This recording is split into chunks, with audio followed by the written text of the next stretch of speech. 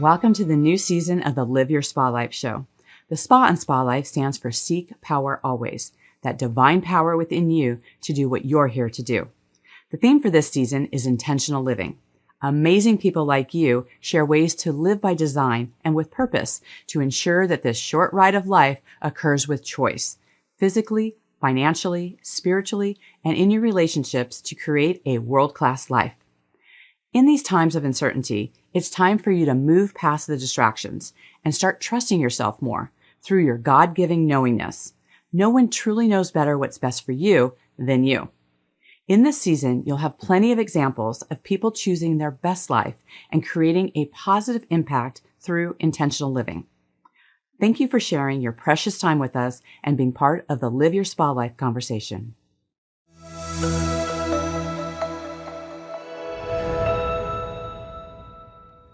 With us today is Ian Barcode Smith. Ian changes lives for a living. He owns and operates Barcode Fitness that brings awareness to childhood obesity through calisthenics with a mind, body, and soul approach. His mission is to motivate you to get started and inspire you to keep going. Ian, welcome to the store. Thank you for having me. How are you? I'm well, thanks. It's so good to chat with you. It was so great to meet you when I was in Florida, and I just love what you're about. Likewise. So I know you have some interesting things we're going to discuss. So Absolutely. Well, you've talked before about your biggest success is surviving the Bronx. Tell us about that. absolutely. I was born in New York City. I am a true New Yorker. I'm not from upstate New York. I'm actually from the city, and you have to really make the differentiation. I did grow up in the Bronx. It is a challenging environment. Some may say impoverished or low income and those kind of things. However, my dynamic was a little different. Both of my parents were from like low income neighborhoods, and they had a goal as a couple. They met in college. They met at Howard University, which is like fairy tale. They actually met in college and got married, and their goal was to go back to their community and restore, really contribute, be powerful people that had impact in the community. So both of my parents bought a house in a neighborhood where there was all apartment buildings. So I was the only one with a house growing up and a household with two parents. They're still married to this day. My sister and I, it was just me and my sister. We all went to Howard University from that. So we were really like a beacon of light or an example, lead by example. So yes, that did contribute to that, but the Bronx did contribute to another side of things. I'm very in tune. I'm not out of touch. I understand different challenges that people have in their lives. I'm sensitive to people's needs, and my passion lies with youth. I used to save lives in the aspect of going to the jails, going to different dynamics and situations, foster care, challenging situations. And I identified that I could keep doing the work that I'm doing. So I can keep pulling fish out of the stream. I do very well pulling fish. I can fish. Nice. But there are dynamics to it, and it's actually more effective to be upstream on the preventive side. So instead of just keep pulling these fish out and they put them on the side and they flop, and then a couple of them flop back in and things of that sort, it was more go upstream. So that the Bronx actually propelled that responsibility that I've been given experiences, exposure, a gift, and it's irresponsible for me not to share it with those that are in need. So I love that. Well, congratulations to your parents just for creating that environment. I mean, your foundation is such a huge thing, and to have that stability is such a blessing to be able to have, in your life, and to focus on fitness in particular, especially in this day and time right now, because, childhood obesity is such a high. What do you think we can do? I mean, you and I have talked before about, when we were growing up, we played outside, like we were involved in sports. And, I'm so glad that, my grandkids play sports, but so many kids now, they spend a lot of their day in front of a screen, and, their diet has changed in so many ways. How can we approach it and give that approach to being able to look at what our kids are doing in their day and what they're fueling themselves with? Absolutely. Well, let's first, I think if you identify the problem, you can address it. So childhood obesity is actually an epidemic, not a pandemic. right? So it's a much more and serious, intense situation. All right, let's back into it because we want it to be cross-generational. What I mean by that, we want this to apply to all ages. So I want it to be practical enough for a child so we can be on the preventive side, I'm sorry, and then we can be as effective on the elderly side, right? And sustainability within. So let's stay practical. You are what you eat.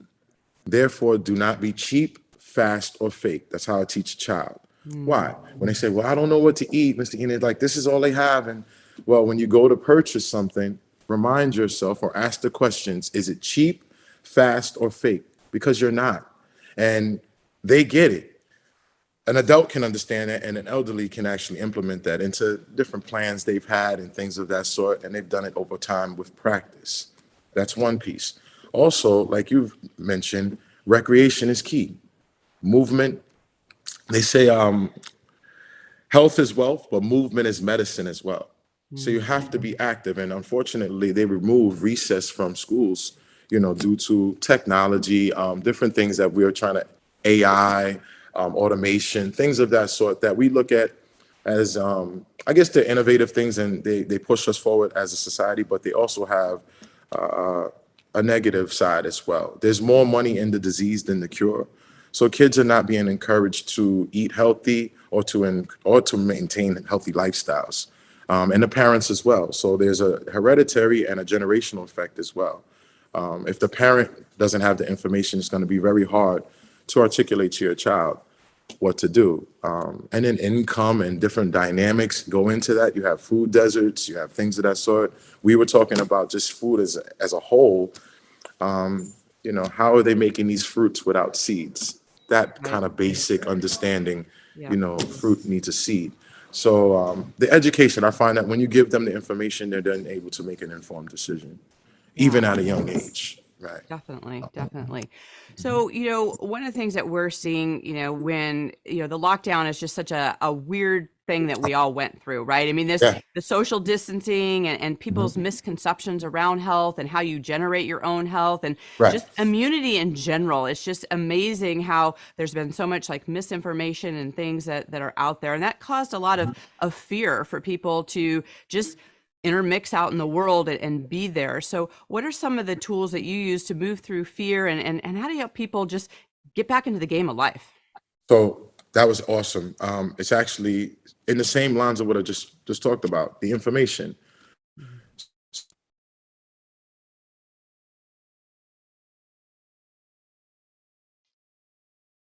Oh, you know what, Ian, I lost your audio.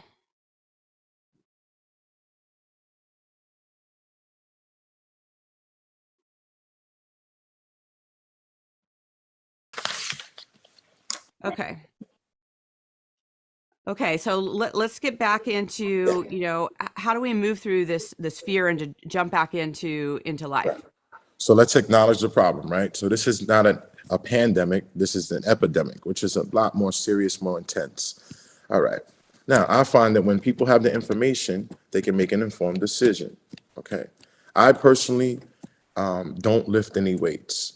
I do calisthenics. So the beauty of that pandemic actually happening, if there was a beauty, was that no one was allowed to go to public spaces or go to gyms. Ironically, for about 10 years prior to that, I was encouraging people, and I do on a daily basis, to utilize their body weight and outdoor equipment or work out on your own, which is calisthenics. Wasn't attractive. The gym model is has different dynamics. If you want to lift heavy weight, you go to powerhouse. If you want to be, if you don't want anybody to judge you, you go to Planet Fitness. And if you're a woman, you can go to Bally's, you go to Shapes, Curves, things of that sort. But they didn't have any location for you to go if you didn't lift weights, if you don't want the lunk stuff, you want to just have personal fitness, personal responsibility for my body. And most people think that you need a trainer, you need a gym. You really don't. You need the information and you need yourself. And so I was encouraging people to go outside and get air, work out outside, take in the elements. These are things that the gym industry does not want you to do. It's actually more money in the disease than the cure. So they want you to keep coming back to this gym and not get your result. right? To be unfulfilled. It will keep you in the gym versus just giving you the information. So I had a challenge with that because during the pandemic, I was encouraging people to eat healthy, as I always do, but being more intense and more specific towards actually addressing a virus.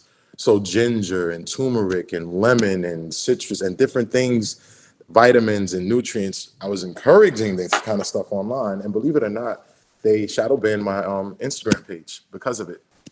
The fact checking and things of that sort, they just shut it down because I was encouraging people to live a healthy lifestyle. So that just puts in perspective. Right. There is a counter to everything, but staying consistent and having the information is key.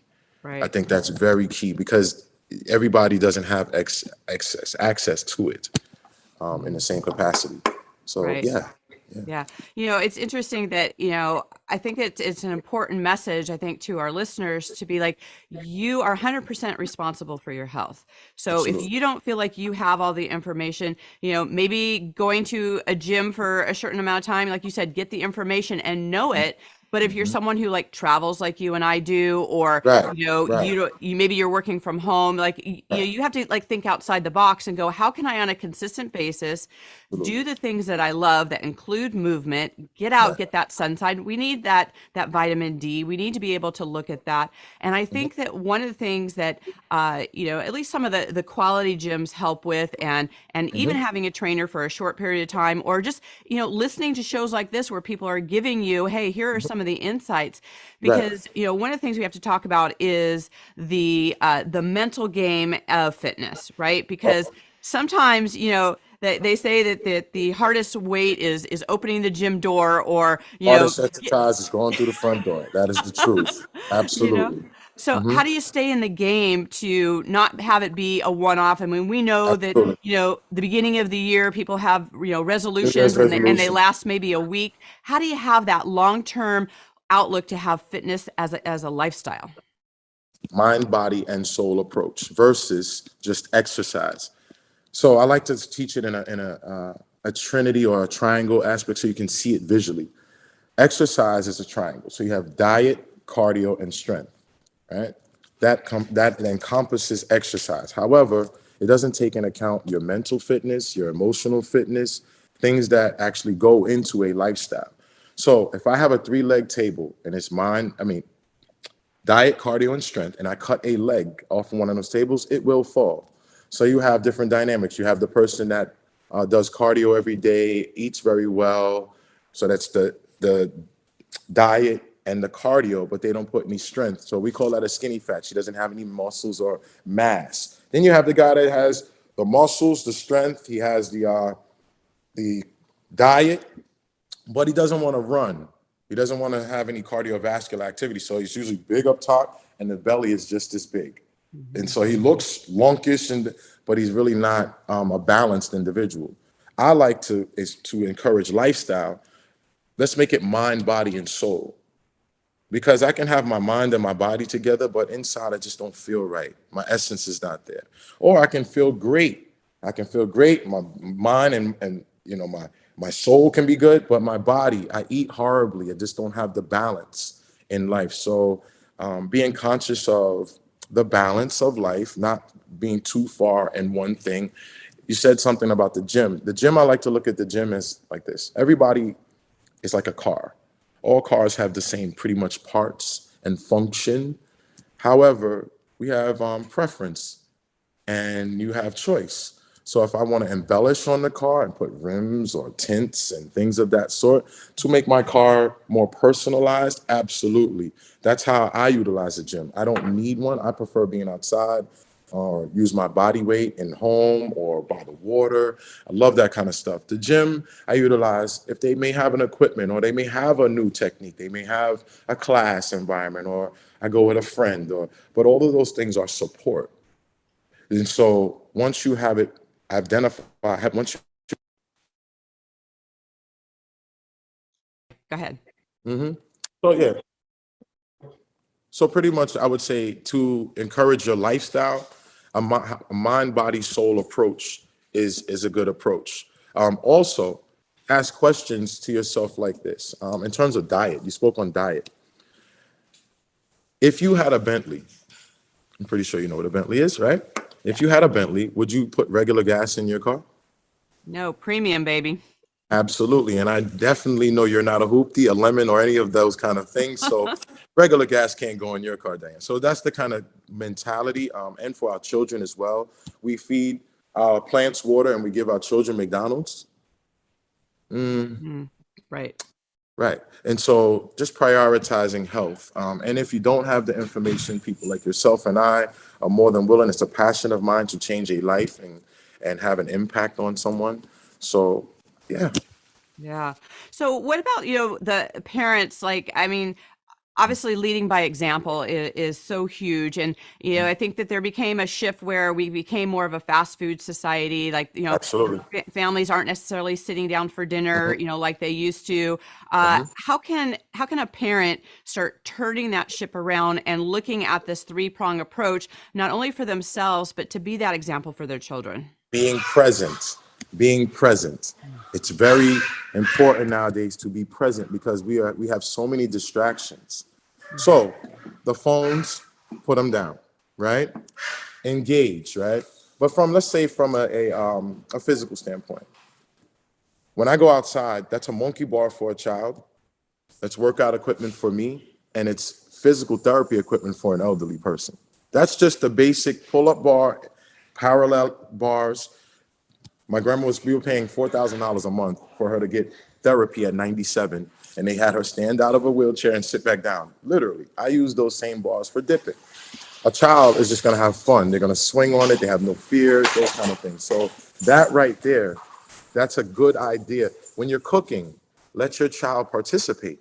Let them see the colors. The more colorful, the more engaging the child's going to be. But the more colorful, the more healthy it is as well.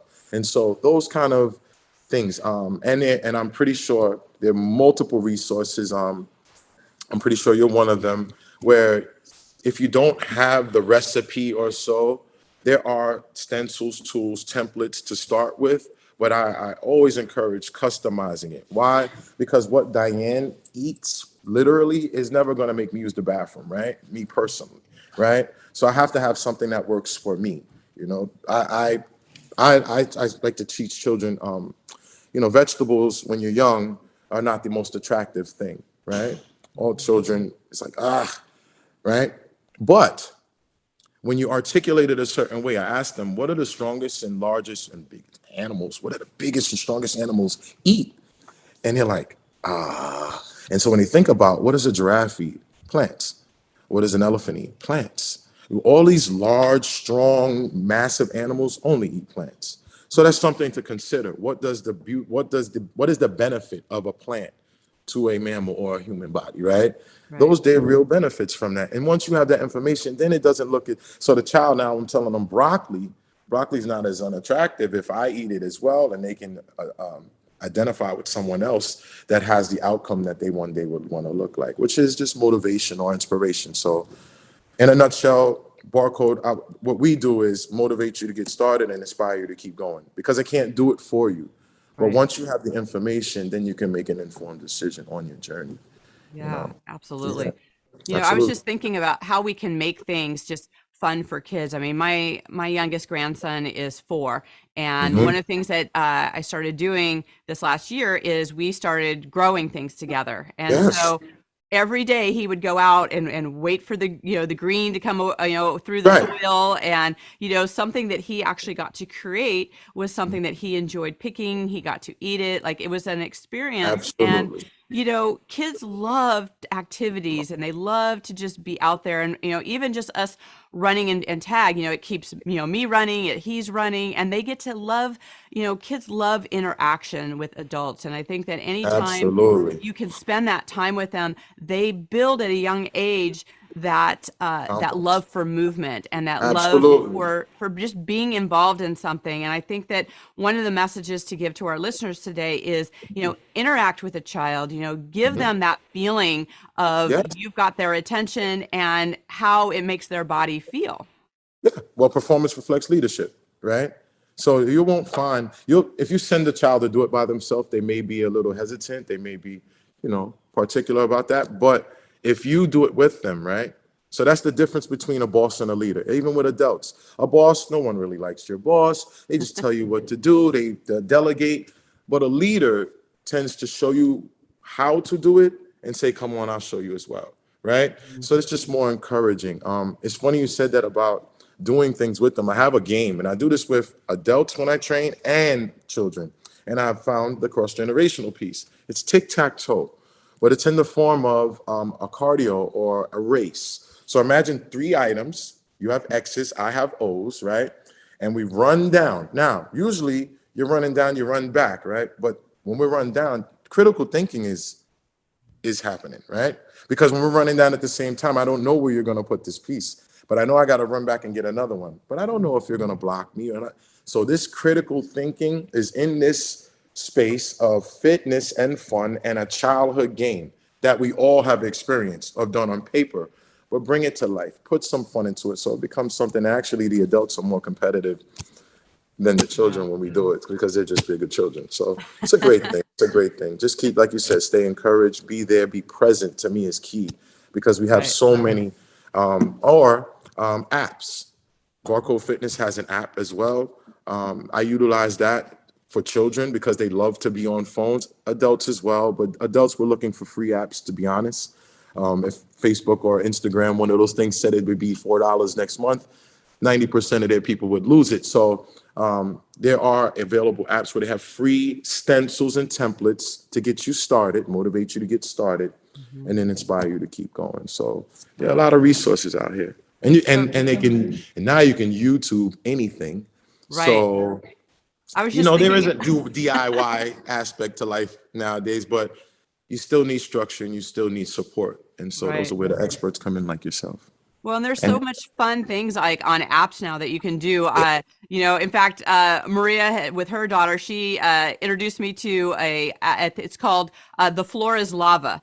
And yeah. I mean, this is just my grandson cracks up when we do that. We literally put it up on a computer, and we are in the living room because it was raining the other day. So we're like, how can we have fun inside the house? And we put cushions down on the floor, and we would just dance. And then as soon as it said, okay, the floor is lava, then you jump up on the pillow, and they're just cracking up. So it's like, there's so many fun ways to interact and have movement and be able to do that. And it's just about thinking outside the box about what that looks like. Yep, absolutely. Health is wealth and movement is medicine. Movement is medicine. That's key. Even if you're having in your mind, you're not having a good day, but the movement is key. Don't stay still. Don't, they say an idle mind or body is a devil's playground, right? So those kind of things, just stay movement, stay in it and stay present, because there is a real aspect to life. Can you hear me? Am I still there? Yeah, I got you. Okay. So there's another aspect to life where people are being drawn away from interaction and human things. This can never replace life and interactions with people.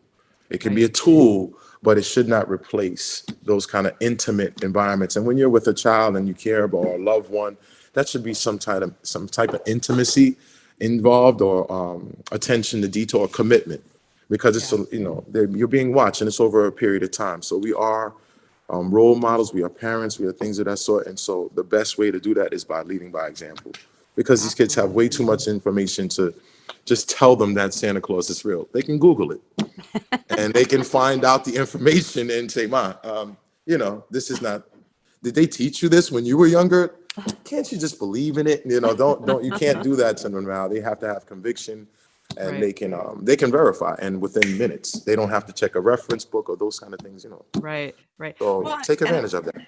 And I think having some of these real conversations about, because, kids are always asking why, right? Like, why doing that? And I think that we can point to, the direction of okay, do you want to have the energy to do the things that you love to do, right? Yep. Do you want to be able to, laugh and play and do that? Well, this is what you need to do to be able to do that, and so they can see hey, maybe they've had somebody in their family that has been ill, and you can kind of break that down and go, okay, where did they fall off track? It's funny you said that. So I have a child that I'm working with right now. He's obese, but he's encouraged. And one of the ways I've kind of I don't like to use the word manipulate. I'm just an adult that is in tune, and I believe that we have more intellect and wisdom than a young child. So what I did was I said, well, since you're going to use the phone, how about this? The workout I'm asking you to do, why don't you film it? And then when you film it and you finish, I'm going to give it to his friend Jason. I was like, Jason's going to edit it, and we're going to put it together, and it's going to look crazy. So now he can post it. Now they can do what they do. They can do the social media thing. I just wanted him to get the actual workout and the lesson. Right. But, you know, one hand washes the other. So I compromise a little bit and, you know, use it as, you know, be strategic, you know, because there are ways to utilize the information, the technology, the innovation. I'm very practical in nature. I believe that the experts do the basics better. So I'm conscious of utilizing these things as tools, but still being in tune with what the basics are. Like for example, no matter what you do in the gym, you pretty much use 5 functional workouts. Something where you're going to pull, something where you're going to push, something where you're going to sit up erect, you're going to lunge out, or you're going to squat to pick it up. And we can have variations of it, but there's really a fundamental functional aspect of the body. So I like to just use function. I like to say, if I'm gonna work out, I want to be able to use this, you know. So that is attractive for children because I can explain to them how this is going to show up in life. For example, like when you take algebra, you know, in high school, we all take algebra, but there's a point where you get to like, when are we going to use these formulas in life and when are they going to be applicable to, you know? So I try to keep it as practical as possible. So I think that's key as well. But Yeah. being present, I find it's just hard to be present. The phones are really a distraction if you haven't figured out a way to incorporate it into your lifestyle. So I say incorporate that into the lifestyle and help you maintain it. Set alarms and things. Now I need to take my water, go run, whatever. Utilize it that way versus relying on it to replace what you're supposed to do for yourself. Right. You know, rather than Absolutely. convenience. Don't be convenient with your health. You know, Yeah. take the Yeah. time to really You know, attention to I detail. think too that one of the things I think people forget is, you can utilize your calendar to Oh, really be an ally for you, because a lot of times people look at their calendar as like all the things that they have to do. I have to do this, I have to do this. But if you look at your calendar as like, what do I get to do, and to set yourself up for opportunity to that, do. Yes. right? And not to let it be about busyness, right? That's just kind of a cop out. It's like we all get to choose what we do in our day, what it looks like. Absolutely. And when we make those priorities, Hmm. especially if we say like, hey, spending time with my family is important, but if it's not on your calendar to actually have that time, and especially when it Right. comes to a child, 15 minutes makes a huge difference of really focused time with your kid. They Absolutely. remember that. Absolutely. And 60 minutes of exercise is just healthy. So you can marginalize. You can do 15 minutes at a time. It doesn't have to be all at once because it would be movement throughout the day, right? Right. So if we do 4 different activities, they may not look at it as exercise, even though you know you got the 60 minutes or the a lot of time, you know, that they need down. So yeah, these are all great techniques. They also just be creative, I think. The redundancy is also unattractive when you talk about fitness, like just doing the same thing over and over again. Now, it does create repetition, but even in that, you can be creative, you know, utilize natural items. I think that's key as well. What I mean by that is you can't take a shortcut if you don't know your way home. So there's a Mhm. lot of products on the market in terms of getting there fast and like this, like in 30 days, you'll be this person. That's typically not how it works. I would encourage you to shy away from things that are instant or or immediate gratification. It is truly a journey. It's a journey. It's not a destination. And a lot of times with fitness, it's posed as a destination. Like now I'm there, or I got in my dress, so I can get in this bathing suit. This temporary moment, but it really is more beneficial to look at it as a change in your lifestyle or something to incorporate to improve the quality of your life. You know? Yeah, Yeah. absolutely. It's funny, when you're talking about utilizing the things that are around you. I can remember, and this is, an example, right, where my mom would watch Jack LaLanne when Yeah. we were growing up, and he did everything using like a kitchen chair. Like he You would bring did. a kitchen chair in, and whether you Uh-huh. were doing dips or push-ups or Running whatever, around it, all with kinds of, soup cans, and it right, was like, I right. mean, you could do it out of your home. And I remember my mom having us kids do it with her. Like it was kind of a thing that we all did together. And it was like, run, go find something that's heavy that you can pick Yes. up. And, so many Yes. simple things. It's funny you said that. I'm going to pull this up. I actually use a deck of cards every day. When I work out for my personal self, I use a deck of cards. People see it and they're like, what are you doing? And it's a couple different things. I have different games within it, but also to keep from the redundancy, the monotony. So I don't know if I get 5 in reps, it may be 10 the next time. And then it may drop down to 7, or it may go up. I may get it, so those kind of things. And then when I'm doing it with somebody, right, we can create different games, different dynamics, different scenarios. And so I love cards. Just the practice, like, and people see me do this all the time, and they're like, using cards? Like, what are you doing? That looks so cool. And it's like, you have cards too. You could have thought of these things, but think outside the box. Utilize what Yes. you have. Be creative. Be innovative with yourself. Okay, so what do you do when like a jack, queen, or king comes up? Great question. So numbers are actually what they are. They are the actual number. Face cards are 10. Ace is 11 or 15. And then jokers, I add weight to whatever I'm doing. Nice. So that can this is almost 400 and something reps. But if for example, and I'll show you the way that benefits the mind and working out. If I said do 15 or something and you only can do 5, you're going to say, Ian, I just told you I can do 5, right? But what I'm going to say is, sometimes things can look extremely hard, but if you break them down, they look a lot easier. It's like, whoa. And then likewise, if something can look extremely easy, and then when you take a stab at it, it's like, whoa, it's hard because you're climbing. So what if I told you to do 5